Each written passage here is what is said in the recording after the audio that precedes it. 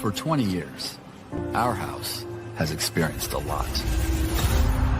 He's back! Are you kidding me? Triumph, defeat, heartbreak, euphoria. It's been home to legends, and legends in the making. We've watched homegrown kids grow up here and welcome friends who became family. The ballpark is in a frenzy! Like our fans, this place has developed a reputation. And that's just the way we like it. In a city bursting at the seams with history, our house has had its fair share. Howling drive, way out of here! Grand slam, Victorino! The Philadelphia Phillies are going to the World Series! But it's not time to harp on history.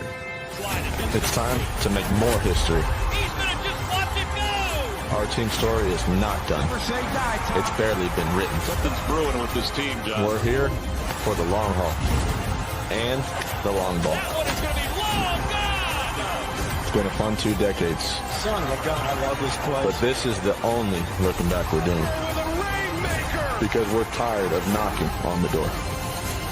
It's time to kick it down.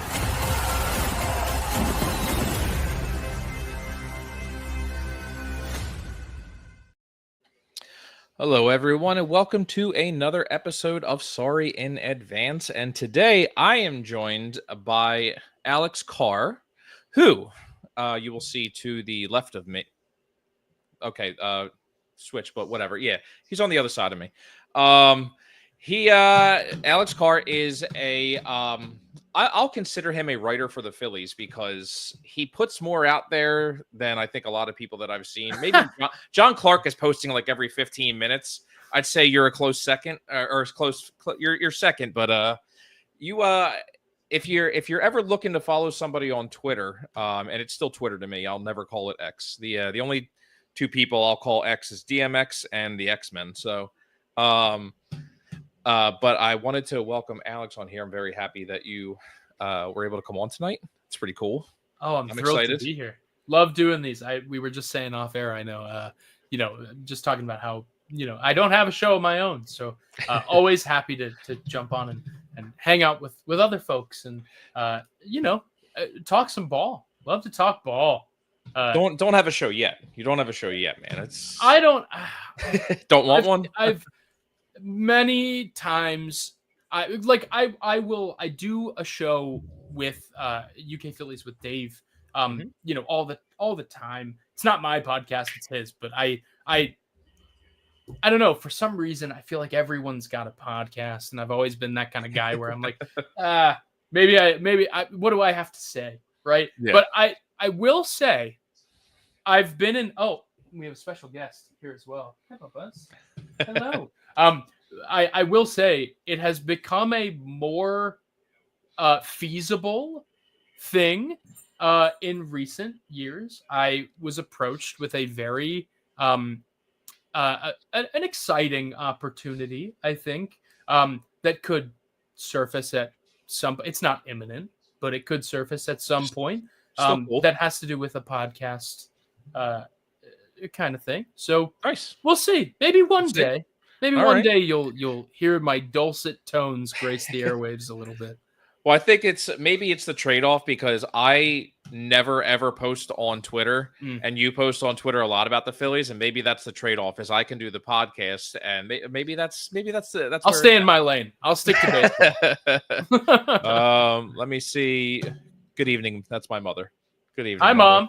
Hey, Mom. And this is our I have to say number one fan because Donna will literally, she'll be at work and we'll watch our shows, comment the whole entire time, all the time. And she was the game, I believe that Lazar, when he got his first win in the extra innings, she was actually behind the dugout.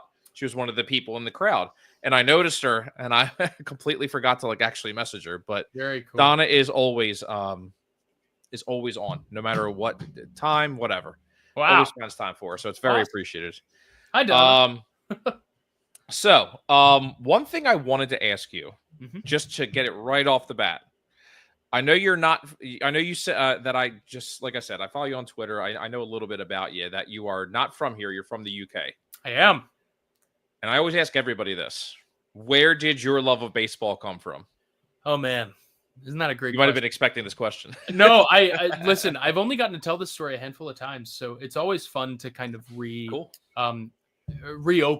the box a little bit. I want to say love of baseball and love of Philly. Excuse me. Well, so I grew up in the UK and moved to the US when I was 6, and I moved to New Jersey.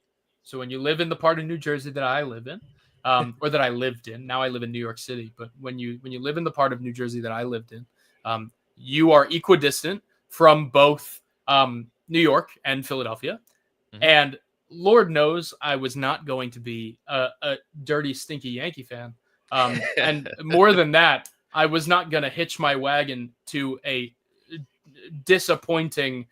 The tagline of the New York Mets is "Be ready to be disappointed." So I wanted to have a little bit of hope. You could actually. There's nothing you could say the rest of this podcast that would make me not like you now. So I just want to make that known. But and it's unfortunate because I do live in Queens. But essentially I was a Mariners fan. So the way that I was ingratiated into baseball was a friend of mine from elementary school growing up. He shall remain nameless, but he works in sports media in a sense. But a friend of mine introduced me to baseball cards. And gave me my first ever baseball cards, which were a Ken Griffey Jr. and an Ichiro card. And so immediately I was hooked on the Mariners. I was like, this team is awesome. These guys rock, yada, yada, yada. Then I learned that Washington State is all the way across the country. And there was never, every 4 years, I was going to get to watch the Mariners play baseball, either in Philadelphia or in New York. So I decided that probably wasn't a very viable rooting, avenue. So I picked the Philadelphia Phillies. And from that moment on, I was in love. I loved baseball primarily, but then in 2008, I think really, I was a casual fan, as it were, up until about 2006. And then I started really getting into baseball. And then 2008 rolled along and there was no looking back. And frankly, I think the thing that really made me fall in love with what I'm in love with now, which is, prospects and just the little idiosyncrasies of what it takes to run a baseball team, was the dreadful years of, 2013 onward. For some reason, I became an absolute sicko. Just loved every minor transaction. I was obsessed with just the tinkering of the game and how strategic it actually all is. And that's kind of how I got here. And then I remember my sophomore year of college, I started my Twitter account and people really liked what I had to say. And from that point on, it led to so many incredible opportunities. I've worked for some really big outlets. My work has been featured some really huge places, and I'm very lucky. I truly am just a guy that loves the sport and really enjoys watching the Phillies. But I've gotten incredibly lucky, and it really just goes to show what social media can do for you nowadays, good and bad. But I truly when I left my full-time industry job, I found after about a couple of years that bug just never really goes away. The writing bug, the want to share what I have to say and all those things in a more long form context. And so that's why I started my Substack, and that's been going crazy well. And I'm just the luckiest person on the planet. I feel like these last few years, as crazy as they've been, I've gotten so lucky, and I still get to do all the things that I love to do on a day-to-day basis. And I'm just blessed for that. So I think that's cool. That's how I got here. That's how I fell in love with baseball and all the things. So I think it's funny. Go ahead. I'm sorry. No. I'm just happy to be here. I was gonna say, I think it's funny, like, because I I've been a Phillies fan, like Lenny Dykstra, not the best name to throw out there right now, but was my favorite player growing up. And Sure. then, became Chase Utley, and it's been Utley ever since. Man. I mean, but both tough players, played the game hard. But it's funny you talking about those years after pretty much like 2012 was it. And then 13 to 18, I remember the same exact thing. The moves, like trying to justify why these moves would work, like signing Chad Billingsley at the end of his career, Aaron Harang, yeah, all these things. I'm like, it could work. And I'm like, that this really team is a hot, nightmare. like 3 months that Daniel Nava had. Jeremy Hellickson not getting traded, the biggest Matt Klentak blunder of all time. Yeah. Being not trading Jeremy Hellickson in 2017. Yeah. Just those were, for me, you mentioned Chase Utley, and you can talk about Jason Worth or Ryan Howard or J-Roll as much as you want. Talk to me when you've watched 161 games of Tommy Joseph and are talking yourself into every reason why that's going to work. Yeah. Then get back to me. We'll reconvene after you do that. Oh, yeah. I remember like when it was Tommy Joseph with the home run record in the minors and all that. Speaking of home run, you might want to turn around. Okay. Kyle Schwarber, of course. Every time Kyle Schwarber hits a home run, I say there's another $100,000 added to his contract that we're going to need to sign. $100,000 might be undershooting it a little bit. I kept thinking 50, and I was like, well, do I just go a clean million and then or is it 5 at this point? I don't know. It's a lot of money. It's a lot of money, and it's going to be worth every penny. So listen here, not for you, sorry, but for everybody out there, here is Alex's site, which I had ready, which it's too kind. I mean, there are so many, and I'm being nice by saying so many, so many articles on there that are incredibly informative that we're going to get into a few of them today because there was a few that I wanted to talk about. Before I do that, I just noticed this too. Donna said that she's in the hospital as we speak. Nothing serious, just my heart. But it's funny that you said no matter what, I'm here.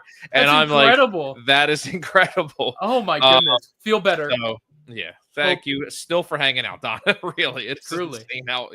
And then here's my friend John that I've known my whole life. Hey, John. And his only downside is he's a Cowboys fan. So, wow, that is a pretty substantial downside. Yes. Yes, Phillies right now, not to jinx it, are winning 4-0 in the top of the third. Looking pretty good so far. Mm-hmm. Possibly playing against their future center fielder, which, again, it was 8 days ago, but somebody named Alex made a case for why the Phillies should go get Luis Robert.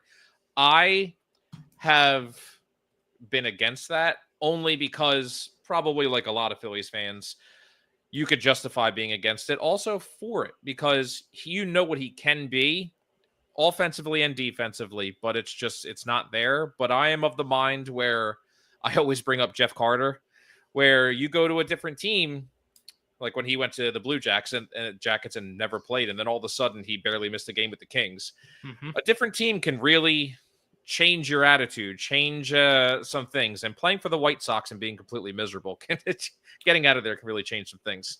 Yeah, obviously, listen, that's not how baseball works, right? There's not some some magic switch that gets flipped once you get traded to another team, and all of a sudden you're infected by the morale and the competency of the team. However, it's hard to look at the White Sox this year and say that that's not the case, because we have 3 particular cases to point to that say guys that have gotten away from, the Reinsdorf curse, as I have lovingly dubbed it, are immediately succeeding. Andrew Vaughn is killing it for Milwaukee right now. And he was traded for Aaron Savali many moons ago because Aaron Savali requested a trade because he was going to get bumped out of the he's out out, isn't he? How do you mean he's out? Like, wasn't he hurt like when he got there? Or no, he's doing fine. He recovered from injury and then was slotted into the White Sox rotation. I'm actually not sure if they'll see him this series. But he I'm 90% sure he's healthy, but honestly, I couldn't care less. It's hard to pay attention to the White Sox. I truly couldn't care less about any White Sox transaction that doesn't have anything to do with the Phillies. But Andrew Vaughn got out of Chicago and is quintuply as successful with the Milwaukee Brewers as he was with the Chicago White Sox. This is a guy that has perennially been a bet on bat to kind of take a step forward, and he is seemingly doing so under the Brewers tutelage. So there's that one. There's Yoan Moncada, who has Vaughn was supposed to be, the future. Yep. Part of that big future. You look at just a few years ago with that team, Eloy Jimenez, Luis Robert, Tim Anderson, it's insane. Like, you look at that and you're like, what the hell happened to that team in a year? Extended all of those players, to very team-friendly contracts. And unfortunately, it just did not pan out. All of the talent Tim Anderson, you mentioned, fell off a cliff. They all fell off a cliff. It's really bad. The White Sox are bad. The White Sox are a really disappointing organization. But we've got Andrew Vaughn. We've got Yoan Moncada, who's in the middle of a career resurgence in Los Angeles. And then you can look at perhaps the biggest standout of this is Gavin Sheets, who left Chicago and was an all-star for the Padres this year.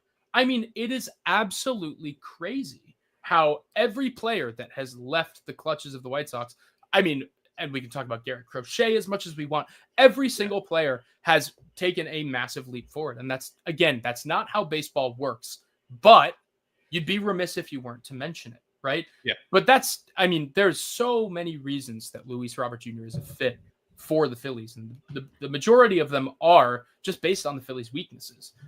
Brandon Marsh has been dreadful in center field. I think he's at around a -9 or 10 defensive run saved at this point. He's been really bad in center field, and we all know that he is a fantastic defender in left. You really want to get Brandon Marsh out of center. I think that's the primary objective at the trade deadline when you look into acquiring a bat, regardless of what you do with, Eugenio Suarez and all these names that are floating around. The goal should be get Brandon Marsh out of center. He has been an absolute just detriment there.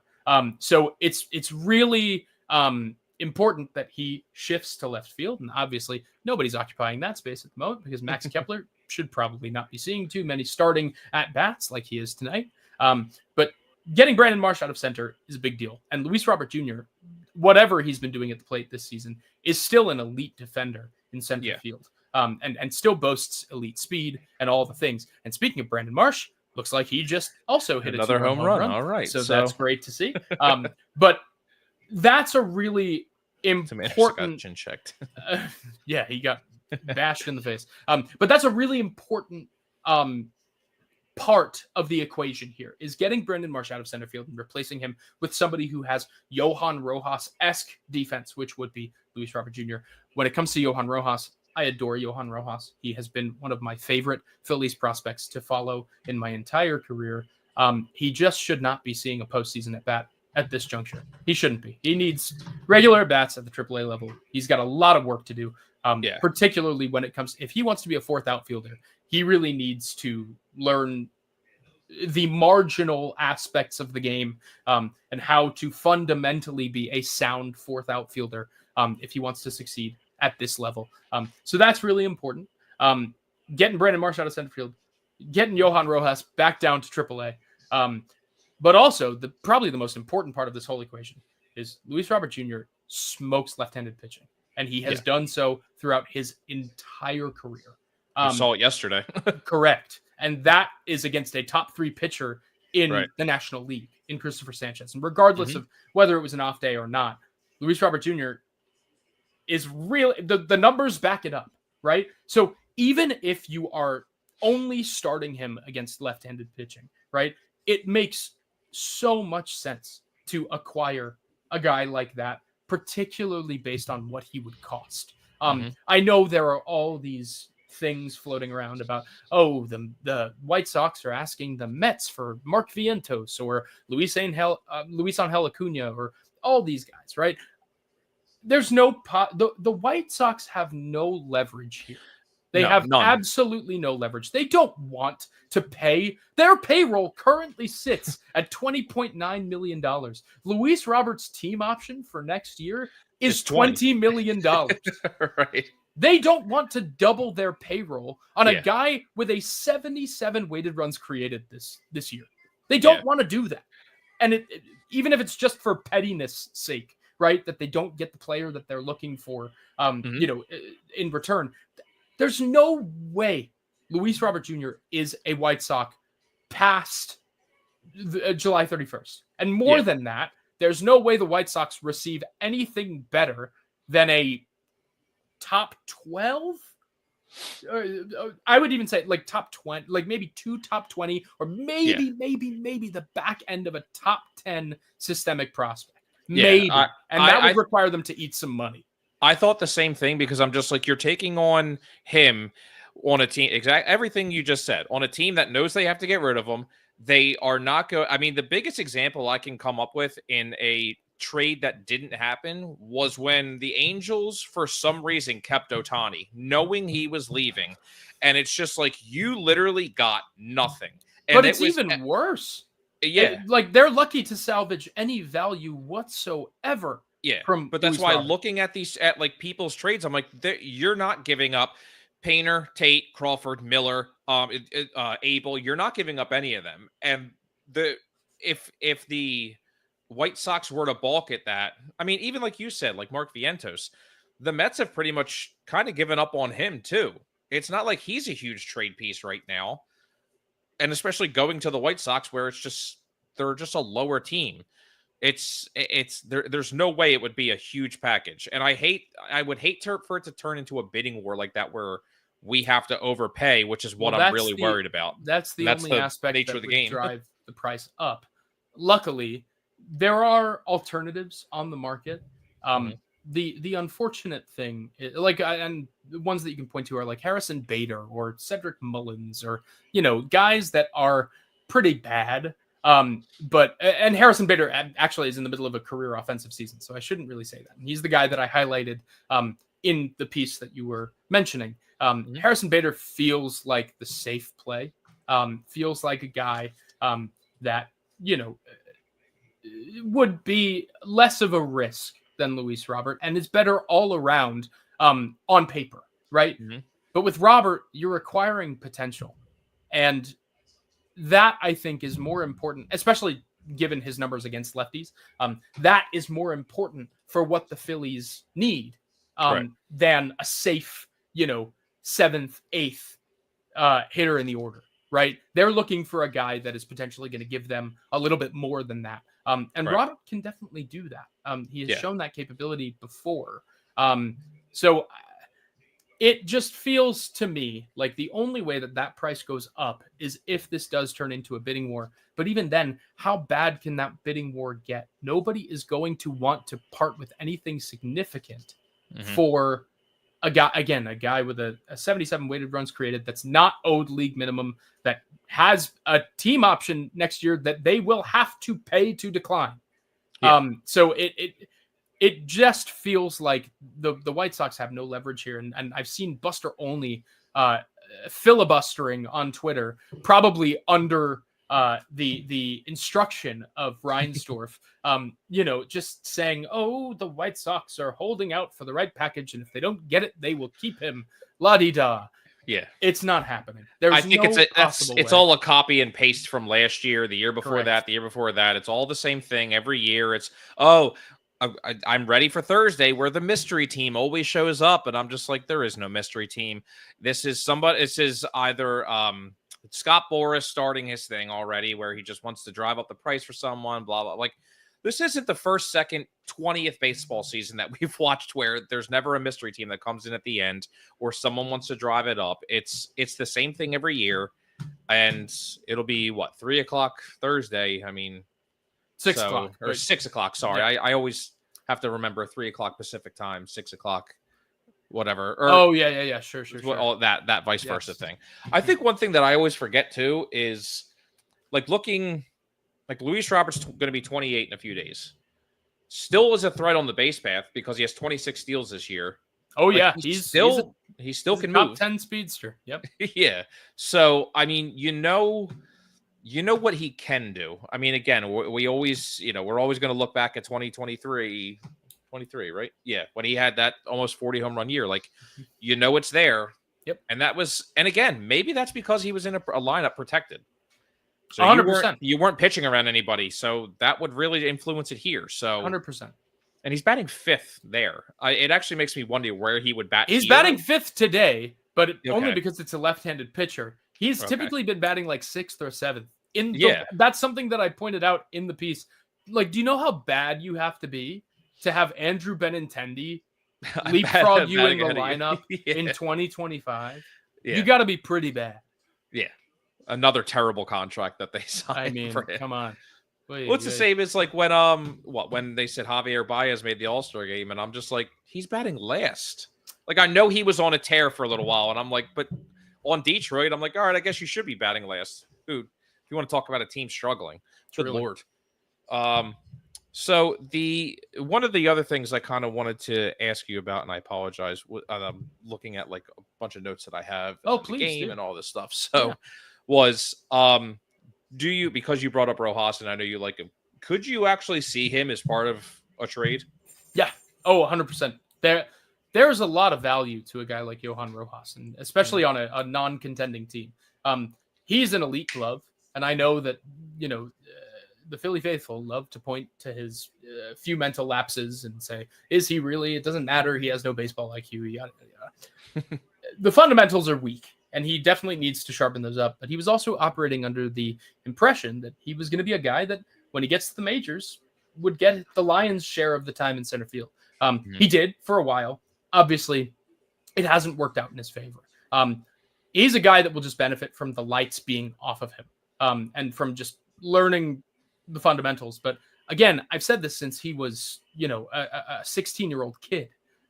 He could probably bunt his way to a 250 average, right? He's like Chandler Simpson is obviously on another level, but he's like Chandler Simpson in that way that he's got the wheels that, he can take advantage of bad defenses and, probably make it, especially with what's considered a hit today. He could probably bunt his way to a 250 average.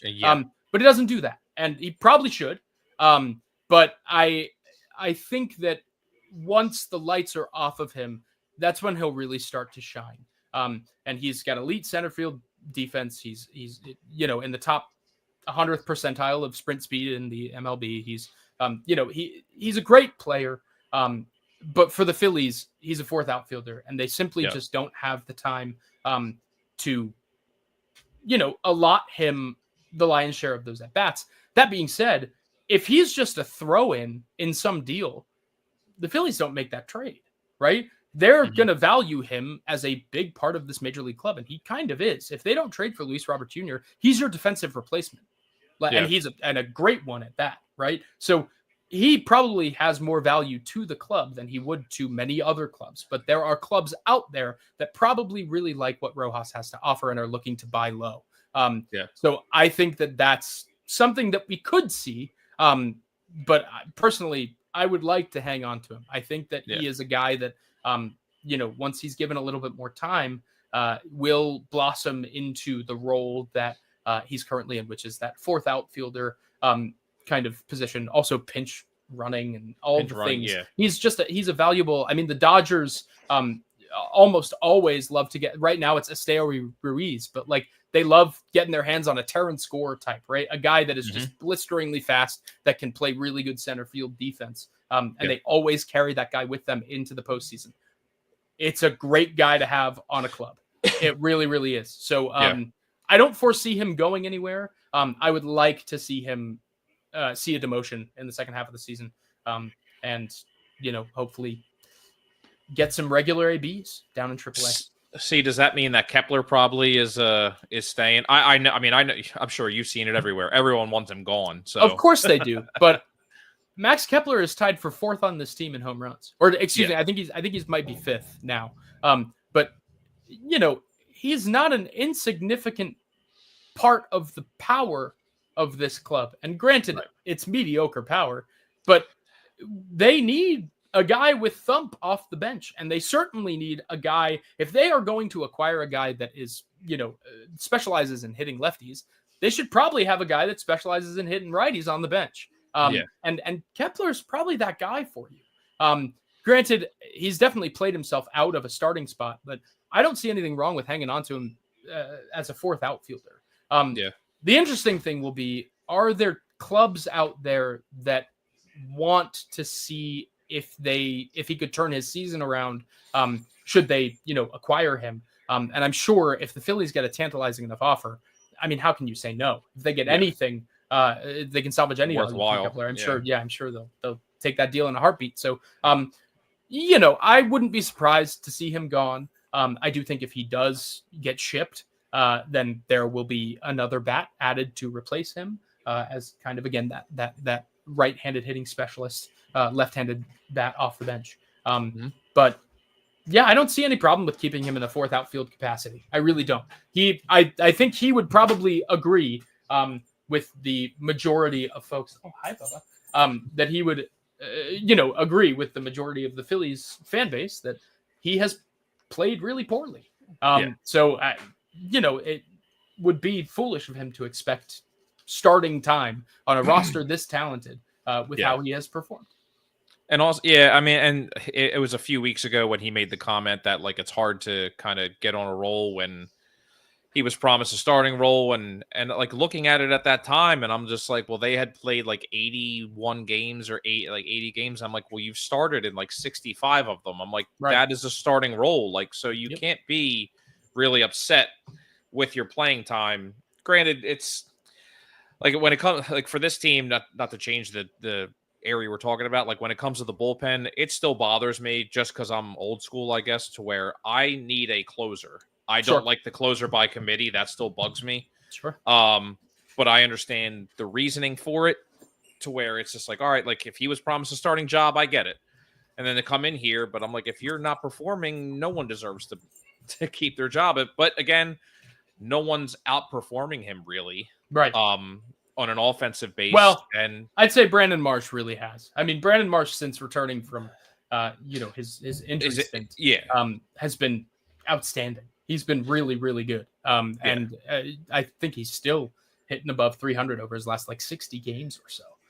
So that's a substantial sample size. And he's, there's probably some good batted ball luck somewhere in there, but he's also been smoking the baseball and it's been landing in gloves. So I don't know.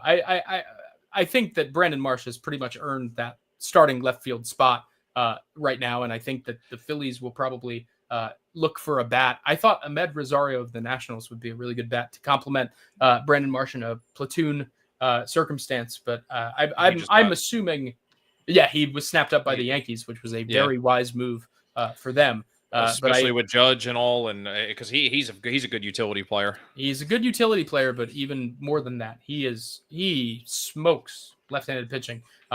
Just like Rob Refsnyder, who I was hoping and praying the Red Sox would sell. But it does not look like that's going to be the case. And fortunately, he is a free agent next year, and I can all but guarantee the Phillies will look to snap that guy up. He makes all the sense in the world for this club. So next year, I think that's the funny thing too, to kind of go back real quick to the Luis Robert thing is, say you do trade for him, you're paying $2 million if it doesn't work out. Right. After this year. That's what I mean. Like, there's a team option that they have to pay to decline. Yeah. So you're paying $2 million to not keep him, and they're losing. That's the Phillies, guaranteed Joe Ross $4 million, right? Not that, $4 million and $2 million are very different numbers, but that's $2 million that you could put towards another player that works against your luxury tax payroll. And the Phillies are really trying to stay out of that. I think they've stepped in it they haven't stepped in it yet, but they will step in it in this trade deadline shift. They are about to enter that, threshold where your first round draft pick gets pushed back 10 spots, right? But they're probably trying their best to dodge that next year. Because Lord knows the Phillies, 2025 was great. The draft was, they did a really spectacular job. They drafted 14 out of their 20 picks was pitchers too. I was like I haven't seen that in a while. They did a spectacular job. I will not sugarcoat it. Usually I had things to say about the 2024 draft. But I was really impressed with the way they pivoted this year. But the 2024 draft was abhorrent. It was terrible. There is not a single player from that class that has emerged as an actual talent, which is scary to think think about. Now you have your first round pick from this year that could possibly make the team from what they're saying at the end of the year.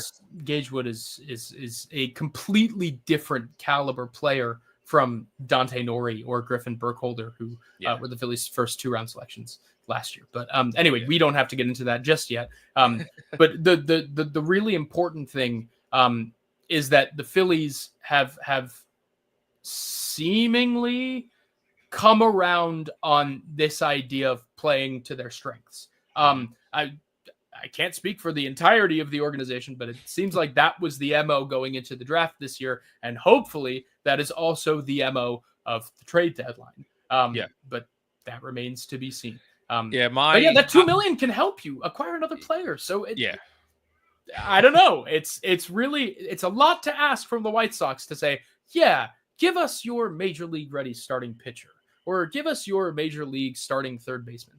Like, what planet are we on? That doesn't make any sense. Yeah. For somebody that there's zero leverage. There really is just none. I get, and I guess this can be our last little thing about the trade deadline is I said to a few of my friends kind of talking about it.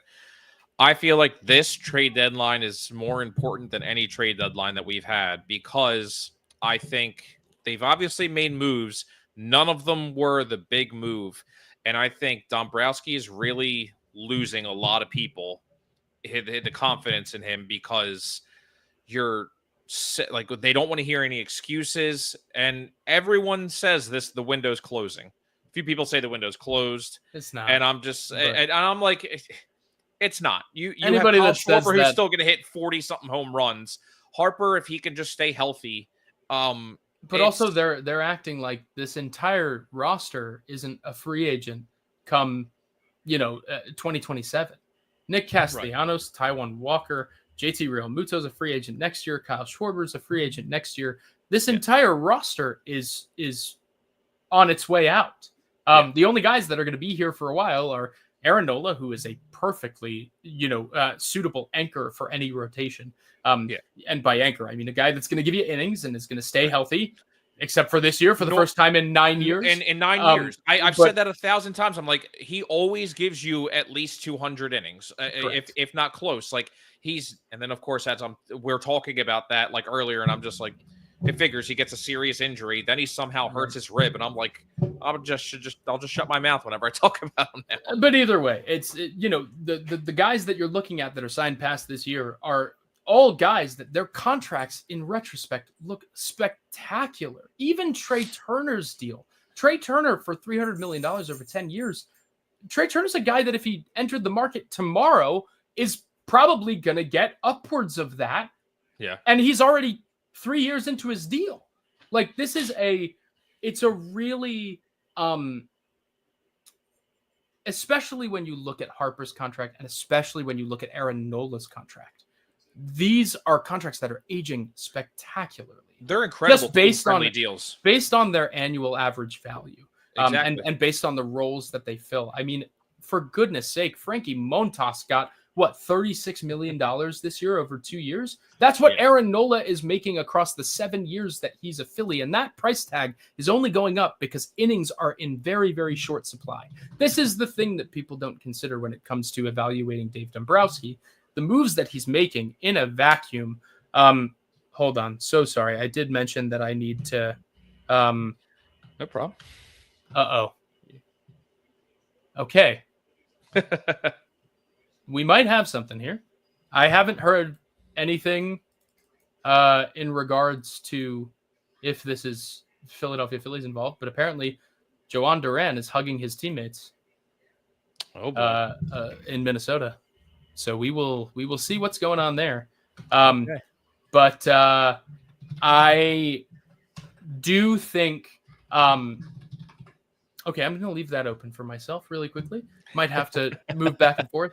But in a vacuum, these have been really solid deals to make. And that's why I look back at things like, the Gregory Soto trade for Moises Chassé and Seth Johnson. And I say, that's a smart deal, right? In a vacuum, that is a smart deal, right? And Gregory Soto was not going to be a Philly anywhere past last year. Probably would have gotten non-tendered this past year based on how he was performing last year.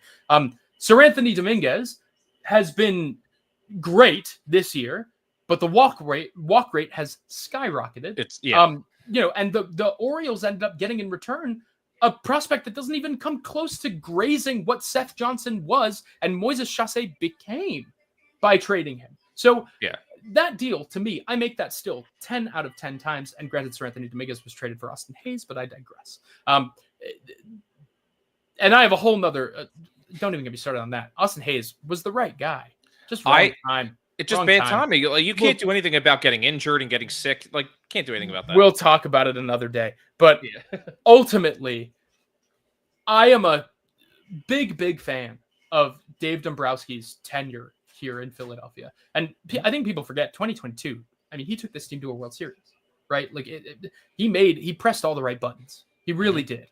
And that team just, it didn't work out, right? It ended up not going their way. The Astros were a really good team that year. It is what it is. But he pressed all the right buttons in 22. He has been much quieter in 23 and 24. But a lot of that has to do with the market. The market and the asking prices and all of these things have been unreal, unfathomable. And it really is just, I am frustrated because Dave Dombrowski didn't respond to those 2 years of really mediocre trade deadlines. Even though I'm still a fan of that Orioles trade, I'm still a fan of the way he tried to go about it. He circumvented it without dealing from major prospect depth and all those things. He played it smart and he upgraded all the places that he needed to. Right. I mean, again, it's not his fault that the bullpen just tired out by the end of by the end of the season last year. It's not. That was a top bullpen in the sport, and it ran out of gas. Right. For once, that's never our bullpen. But So I'm continuously checking back. No problem. To all these things. But he's pressed a lot of the right buttons. The unfortunate thing is it just hasn't broken the way that I think the Phillies have expected it to break. My real issue with Dave Dombrowski is that he did not treat free agency this offseason with the urgency that he needed to in response to those 2 years of really quieter trade deadline. This bullpen clearly needed help. It did. And he tried to, and same with the outfield, by the way. The outfield production has been in the pits for the last 3 years. And he's tried to tape job both areas, and it was not enough. And as an executive, you have to look at these situations and look at the trade deadline and the way that it's trending thanks to playoff expansion. And you have to respond in kind in free agency. And he hasn't done that. And I know he has this big aversion to committing money to free agent relievers. And honestly, so do I. Look at all these big free agent contracts for relievers that have blown up. You look at Tanner Scott, you look at Kirby Yates, you look at all these guys. Kirby Yates was the first name that came to mind. All these guys that have just been dreadful as free agent relief signings. And it's pretty much been all of them. Jeff Hoffman's been bad. Carlos Estevez is the only guy that has really been okay, but he blew 3 saves in a row not 2 weeks ago. So, every guy kind of has their hamartia, but that's not the only way to acquire help. And if Dombrowski had surveyed the trade market in the offseason and paid sticker price, he wouldn't be looking at double sticker price at the trade deadline right now. And that is the big problem. So that is my issue with him. I have been disappointed with him this year in particular. But overall, he's done a really excellent job as the Phillies president of baseball operations. He really has. I think too, like that 22 year took everyone by surprise. And I think that really, they had a winning team. I think he knew that. I think that accelerated some things for them too. maybe faster than they were expecting. I don't, they were, you're always shooting for the World Series, but I mean, I think they were now like, all right, cool, we can battle with the Braves for the division. And I think them just annihilating the Braves now those 2 years in a row in the playoffs to where we were just like, it don't even matter how we do against the Braves in the regular season at this point. Like we're such a confident team against them in the playoffs. And it's funny that you said, sorry, that was my wife. I was just like, who's behind me? It was funny that you brought up Jeff Hoffman too, because I'm just like, we chose not to sign him because of his physical. The Braves chose not to sign him because of his physical. And the Phillies never really made a competitive offer, is my understanding. But also, you see him in that, the final moments of that 24 season, and he was getting hit around. He was obviously not. He was not right. It's unfortunate that timing is incredibly unfortunate, but the Phillies were riding him. They were riding him all year. He was a workhorse, and this is a guy with an injury history. This is a guy who didn't have the workload management that he necessarily would have had were he with a less competitive team / were he not the most pivotal member of the bullpen. But they rode him, and they rode him till he was out of gas. And it's unfortunate timing. It was really not, the greatest, just not the greatest postseason for him. But at the same time, he's still a really good pitcher. I'm sure he'll find his way back to form. But he certainly hasn't been the answer for the Blue Jays this year. And he certainly wouldn't have been the answer for the Phillies this year. So again, I think that's just the funniest thing is like all I see online is just like every time Jeff Hoffman gets a save, it's like, oh, look at this, look at the Phillies. And I'm like, you do realize like he was good in the beginning of the year. I won't deny that, but I'm like, his ERA has jumped by 2 runs throughout the like he's almost at a 5. He's a 4.78 ERA. I'm like, he was under 250 both years that he was with us. I'm like, I understand the frustration, but you're looking at just one game. You're not looking at the season, the up and down. And I'm like, and again, like 3 teams passed on him because of his, you heard all the rumors too, that he wanted to be a starter again and all this. And I'm like, he was never going to be a starter again. Like, come on. Like, I don't want to. I mean, I would not rule it out, but because we're seeing what happened with Reynaldo Lopez, Clay Holmes has done well this year to transition, but at the same time, for him, he was, I don't know. It's always nice to parlay. I see it from both sides. It's nice to parlay yourself because starters make more money. That's obvious. But it's nice to be able to parlay your nice relief seasons into getting a crack at a starter role. And again, Seth Lugo has done that.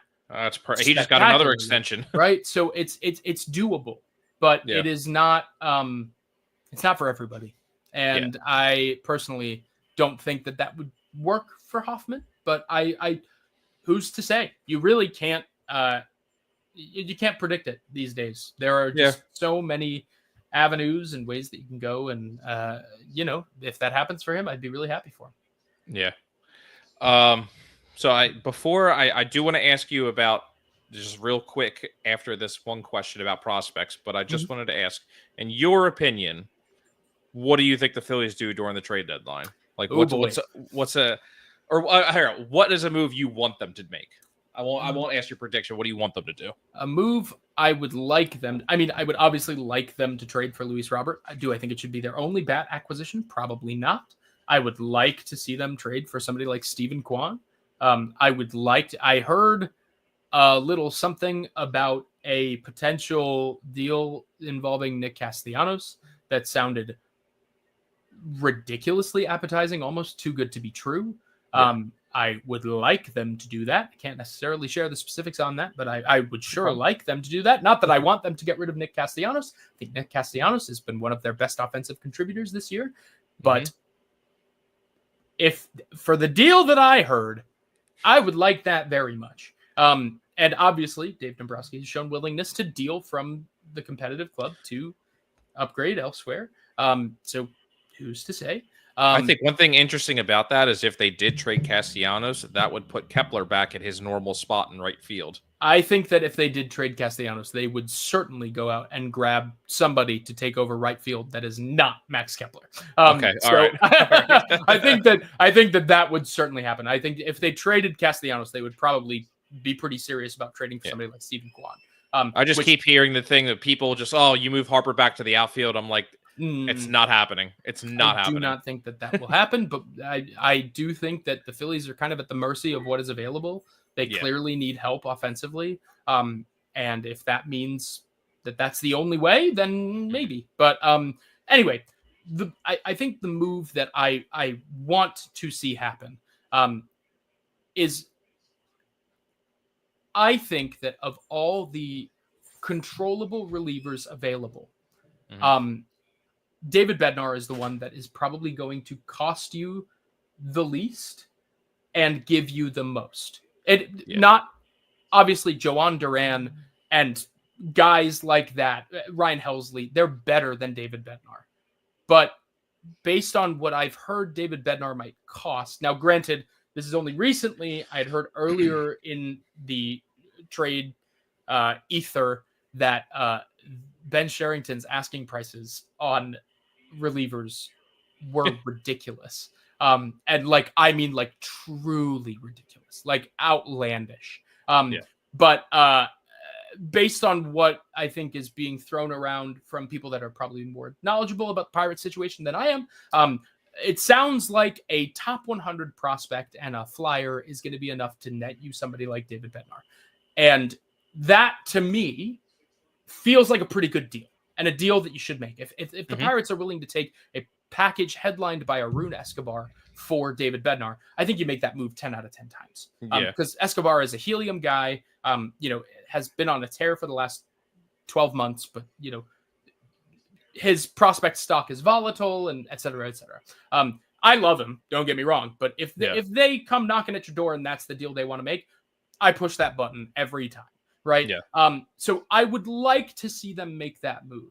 The only problem that I have with that is the rest of the price tags on all these relievers they're exorbitant. And excuse me as I check one thing really quickly. Okay, great. I know that Joan Duran, they're saying, starting with Andrew Painter, and I'm like, you're kidding, right?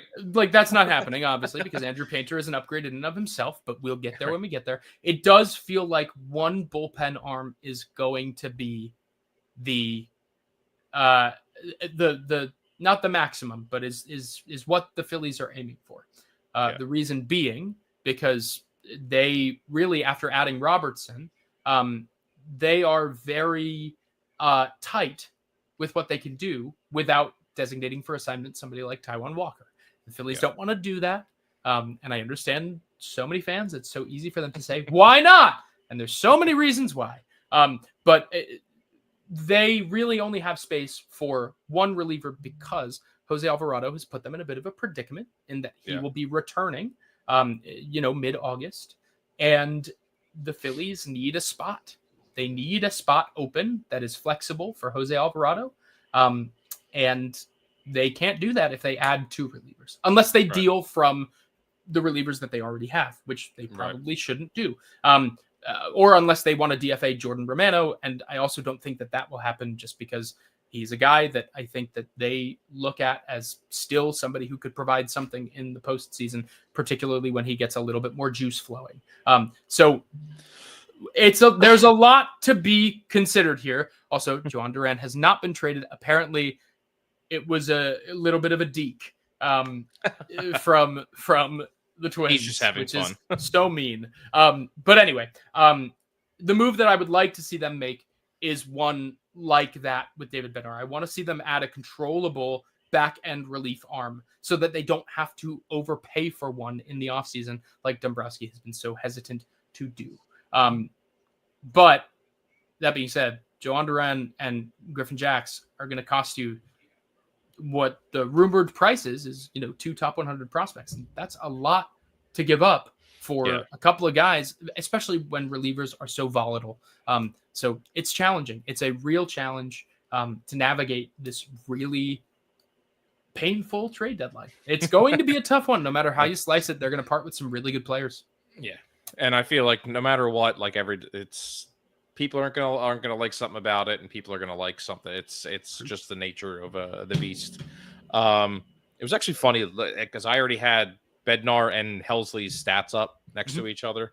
Kind of just because I was curious. I'm just like because I didn't even know the Phillies were in on Helsley until like an hour before we started, and then looking ahead at it, I'm like, all right, let me try and make this a little more clear. Like, Bednar's technically having the better year. Oh, he got awesome. sent down too and then came back. Yeah. I mean, you can't go wrong with either, because I know I even said like a month or so ago, you should go after Bednar and Santana. Again, me not realizing that, well, yeah, Alvarado's coming back, so like you said, you're going to only have one spot. I mean, they have guys that they can option. Kerkering has options. Banks has an option. They could DFA Romano. They could DFA Taijuan Walker. I don't think they want to. I think that, especially unless you're getting Dennis Santana as like a throw-in, and by throw-in, I mean, like, I don't know. The Pirates really like two of your prospects that aren't going to absolutely make you feel terrible about parting with them. Like, let's say, I don't know, Arun Escobar and Hendry Mendez, let's say. If they really like those two guys and you're like, well, I'm not trading you both, Escobar and Mendez for just David Bednar. And then they say, okay, well, what if we gave you Santana and you gave us these two, system prospects? You're like, okay, well, now we're talking, right? Yeah. And then you make it work. But unless he's coming as like a throw-in, which I doubt it, I sincerely doubt it in this market. I don't really, he's not really a huge upgrade, just based on, he's having a great season, but he's obviously seeing his fair share of good luck, and doesn't exactly have the track record that you would want, nor something that's really important when it comes to acquiring these particular types of players is you want to make sure they have postseason track record, which Bednar does not. And so that does make it a little bit more of a risky, nor does Duran, nor does Jax. The only guy that really has it is Helsley or Pete Fairbanks, right? So that does factor into the equation. But I don't know. To me, Ryan Helsley is the best in the game right now. To me, he is the best closer in the game. He's obviously having a down year, but he's the best right now. And I think that if he can be had for a reasonable cost, which I doubt it, because he is a rental, so it will hurt either way. If he can be had for a reasonable cost, that's a trade I'd love to see them make as well. So it's hard to say. It's really hard to predict what's going to happen here, but boy, oh boy. That's what makes me think too, is because I know Dombrowski's been very public about they don't want Reynolds. They want someone with control. And I'm like, well, Reynolds does have control. Are you talking about Brian Reynolds, or are you talking about? Or I'm sorry, rentals. Oh, rentals. Yes. I would like to. I would also like Brian Reynolds. I said maybe. Rentals. It's if you're giving up. I see people on Twitter talking about getting Eugenio Suarez for a major league player, a top 100 prospect, and a flyer, and I'm like, I don't care how good he's been. I don't care how good he's going to be. That's a ridiculous price to put on 2 months of a guy that at any moment could go cold and just be a complete. He already is a zero defensively. I mean, it's. I don't know. That's challenging. Yeah, sorry, Donna. I don't even know how I fixed it. Because I know people have talked about Suarez, and I'm just like, the amount of moves that does to the infield. I don't think I said, because that puts Schwarber probably in left field, that puts Bohm in right at first base, and that puts Harper probably. And I'm like, that's changing way too much for one player. Or it's because yeah, it's all well and good, like you said, that he's having a good year, but I'm like, he's streaky. If they were to do that, I would imagine it would come with the idea of trading somebody like Nick Castellanos, right? Like if that's the direction they're going, it probably comes with an extra move attached. I don't know. It's there's so many iterations of what they can do, and then there's so many things that they've been rumored that they might do that they really can't do. And it's nobody ever knows what the Phillies are really going to do. Is the NLBL. As somebody who has had close interaction with some of that brass, they don't let it is airtight. They are really strict about what you can and can't say. They are really strict about who you can and can't talk to. It's a tight-lipped organization, and I think that anybody, and this is a public address, anybody on Twitter that is feeding you rumors about what the Phillies may or may not do doesn't know anything. Yeah. I will tell you that straight up. And there are like 3 people that I've seen on Twitter every day spouting out things that they know nothing about. And it is really frustrating as somebody who really doesn't like engagement bait and doesn't like those kinds of things. Those people don't know what they're talking about. I can promise you that much. I really, really can. They have no source. They have no insider information. They have no this, that, or the other, because I know some incredibly well-connected people that have no idea what the Phillies plan is, because the Phillies probably don't even know what the Phillies plan is, because it's impossible to know until the market takes shape. Yeah. True. Well, Dombrowski even said it. He's like, it changes every day. Yep. I mean, it really does. Even now, like Buxton just went on the IL. So whether he really was going to not waive his no trade clause or not, he was staying in the Twins. And I'm just like, he is a wrong step away from going on the IL. Clearly, when he comes I don't know if you are a loyal Broad Street to Britain listener, which is Dave's podcast, UK Phillies. But I did promise that I would eat a shoe live on camera if Byron Buxton was traded at this deadline. And once again, some of those same people that I'm talking about that share rumors every single day about, the Phillies could do this, the Phillies could do this. They're out there saying a no trade clause doesn't mean that Byron Buxton won't be traded. Somebody doesn't come out in the media to say, I'm not going anywhere. I'm a Twin for life. If they're not going to be a Twin for life, if you accept a trade at that juncture, you go from being a franchise icon, your number's going to get retired, all the things, to universally hated in a place that was home for you. Like that, it doesn't happen. It doesn't. And so, again, nobody knows. If you see rumors, if you see people saying the things and they act like they know what they're talking about, they don't. I promise. Yeah. Rant over. No, me, my friend Jay and Drew have all said the same thing. It's just like the second that Ken Rosenthal reports it, Jeff Passan, someone like that says, "Here's the deal." I'm like, okay, cool. Now then you should believe it. Then I'm good. Other than that, it's the whole hearing this, and I'm just like, okay, I thought of this one today. I'm going to put it out there. I thought of this one. But 99% of the time when you see Ken Rosenthal or Jeff Passan or anybody talking about the Phillies being connected to a certain player, that's coming from the other side of the trade. So let's say the Phillies have expressed interest in Stephen Kwan. That's coming from the Guardians. That's not coming from the Phillies. Phillies don't tell anybody anything. So I'm telling you, they are as tight-lipped as they get. It's just like the Braves. The Atlanta Braves are so incredibly tight-lipped. You never hear a leak about what they're doing until the official team account announces it. Yeah. You never. The Braves are more tight-lipped than the Phillies are, which is hard to do. So you don't know. Nobody knows ever. And I'm fine with that. I'm perfectly fine with it. I love it. It's not my job. It's all right. The last thing I wanted to talk to you about, obviously, was our most recent draft, and obviously Gage Wood, who I'm really trying to get on this podcast. I would love to sit down for 10 minutes with him and just play that clip of him in the College World Series and be like, dude, I got fired up just watching that. He's a beast. He is a beast. I mean, anything you can tell us, just because I know you're more into prospects than I think a lot of people are, so out in the media. So, I mean, obviously, a hell of a pick, a perfect pick for this team, for this city. So I wrote about this in my final kind of draft recap.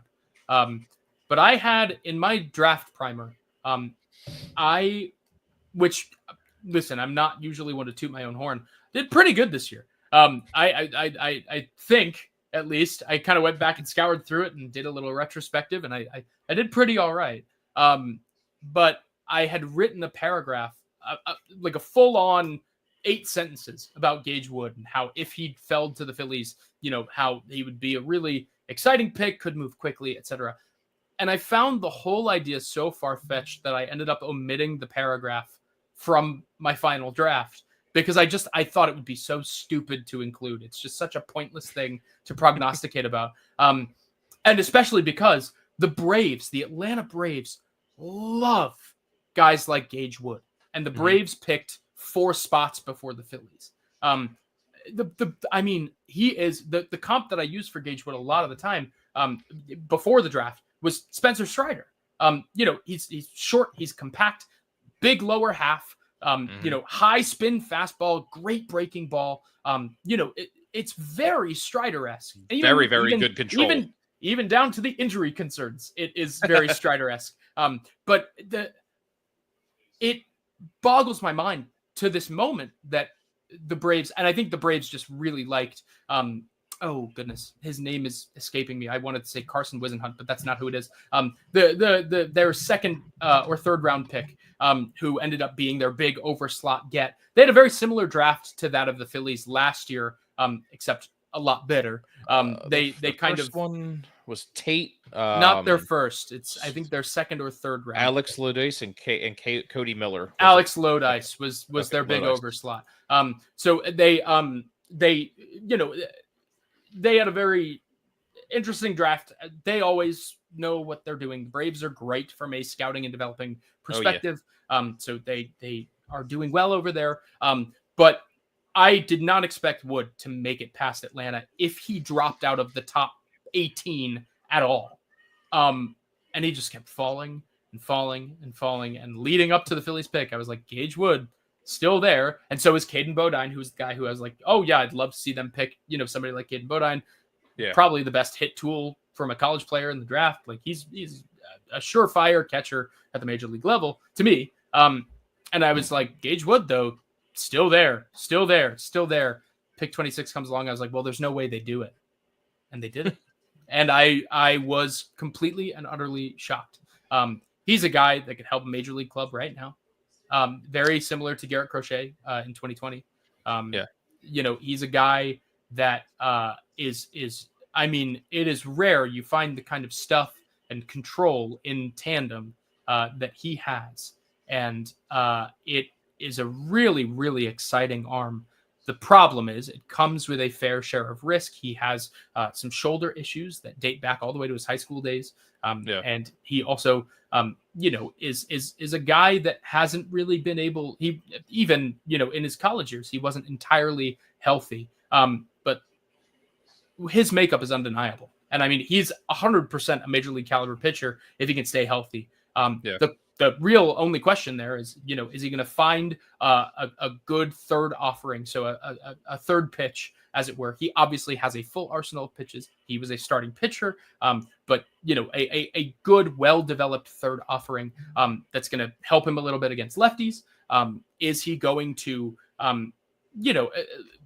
is he going to be able to stay healthy enough to stick in a starting rotation? Who's to say? Is he a major league pitcher? 1,000%. In fact, I would go as far as to say there wasn't a more guaranteed major leaguer in the entirety of the first round than Gage Wood. His stuff and control are just so good that he's almost guaranteed to be a major league talent. The question is what capacity that ends up being in. So, I mean, it was, especially in a weak class, for the Phillies to be able to get, I really thought Bryson Stott just went oppo. For the Phillies to be able to get that kind of value at 26th overall. It's so reminiscent of the Aiden Miller pick. And I couldn't have been happier. And then I couldn't have been happier that, so to give you some perspective on this is the first time I've gotten to talk about it. I heard Matthew Fisher's name so much leading up to day one of the draft. I heard Matthew Fisher's name more than any other prospect on that board. Just the connection with Philly was huge. And I was so shocked when day one ended and Matthew Fisher was not selected by the Phillies. I was shocked. And then the rounds passed and they passed and they passed and they passed. 7th round comes along. Matthew Fisher's there. That is, if you want to look at, the number 2 talent that the Phillies drafted from this draft, it's their 7th round pick. It's Matthew Fisher. Yeah. He is a surefire starter. He's like a really good number 2 starter ceiling. And he is, got an entire arsenal already. He is physically not yet entirely. Actually, that's not true at all. He is physically really mature. Like, he looks like he's 22. And he is a large man. He's got really long arms, which is no doubt why he's able to spin the ball so well. He just creates a lot of torque. And there's absolutely more velocity coming for him. But either way, he spins the ball so well, as Kyle Schwarber goes opposite field for a double. He spins the ball so well that even if he didn't add a lot more velocity, that fastball is going to be really good. It carries some ride. He's a really good pitcher. And the Phillies were able to nab him in the 7th round for as over slot a deal as I anticipated. Which makes a little bit over $1 million. Which makes me think that for some reason the Phillies were able to. They said something to him. They sold him on Philadelphia somehow. So they probably presented him a really concise plan as to how they were going to get him, developed in the way that they wanted to. Because he was definitely asking for more from other teams. I heard rumors that he was asking for closer to what Gage Wood got than what he ended up signing for. So I don't know how that worked out. I don't know how that happened, but the fact that the Phillies were able to sign 19 of their 20 picks while netting Matthew Fisher and netting Gage Wood and netting Cade Obermueller, and even, there are so many really exciting arms in that class that are so quirky and so exciting, like Cody Bowker, their 3rd round pick from Vanderbilt. I've never seen a delivery like his. And I've never been more fooled as a watcher of baseball by a rising fastball in my life. You can literally see the rising action of it through a center field camera. It's a really freaky skill set. So I don't know. I'm so excited about so many of the guys that they were able to net, but particularly value wise. Phillies did a really, really excellent job, and it's why I was comfortable enough. It's really hard when you're picking so late consistently in every single round to put together a strong draft class, and this is about as good as you can do. I give him a B+. The only reason that grade is as low as it is they couldn't sign Landon Schaefer, which it wasn't entirely a surprise anyway. Their 20th round pick, and he was kind of insurance for Matthew Fisher anyway. But then, when you're not picking high enough and you don't have a big draft bonus pool, it's hard to do better than a B+ because you're not, you're not getting any of the real, cream of the crop. But man, they did a really good job. It was a really solid draft. And they drafted enough for need while also drafting huge talent and huge ceiling. So yeah, I'm thrilled. I loved it. Do you? Would you see Gage Wood becoming a starter again, or just like a really? Okay. You don't draft a guy in the 1st round if he's not going to be, that kind of player. If he's not going to be you don't. When the White Sox drafted Garrett Crochet in 2020, it was with the idea that Crochet was going to be a starter. He just happened to. They were like, this guy is good enough to be in the majors right now. Let's let him get work in the bullpen, and then he'll transition to a starter role. It's not like he was just, let's put this guy in the bullpen and see where he goes. When you draft a guy with your first round pick, he's going to be a starting pitcher. That's 100% what he should be. He might come up and help the Phillies in a relief capacity. Probably not this year, even though that would be sick. Probably not this year, but maybe next year, or even like in the middle of the season. And that's becoming an increasingly more common thing too. Jake Misiorowski, who is taking the Major League Baseball by storm. He was called up into the Brewers bullpen last year. So, I mean, it's becoming more common for these guys to stretch out in the pen, get their first cup of coffee in the major leagues out of the bullpen, and then transition into a rotation role going forward. So, he's going to be a starter 100%. I would go as far as to say the Phillies' first 4 picks scream starting pitcher to me. I mean, even down to, I think Cody Bowker, it's really about repeatability, but I think he's a really interesting starting pitching prospect. Cade Overmuller, in my eyes, I watched a ton of him this year. He's ranked so high on my personal top 33 prospects list because I think that he is going to be a starting pitcher. I think he's a surefire starting pitcher. Personally, as somebody who has just watched a lot of him. And then when I look at Sean Youngerman, I think the same thing. In fact, he's probably the most guaranteed of those second, third, and fourth round picks to stick as a starter. He has less good stuff than his counterparts, but definitely has the better control and durability as a starting pitcher. And then Fisher is 100% a starting pitcher. There's especially like you said, like looking toward the future with just those 4 first pitchers that we took. I mean, you figured Wheeler's done after 27.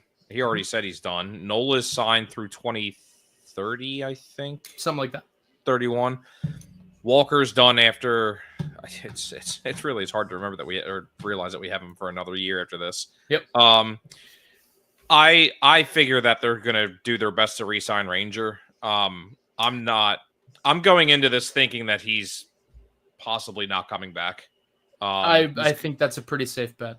Yeah, he's with Boris. He's gonna get paid. I love him. I love him to death, but he's also just going to get, and the great news about that is, if they do let Real Muto go, Real Muto can't be issued a qualifying offer.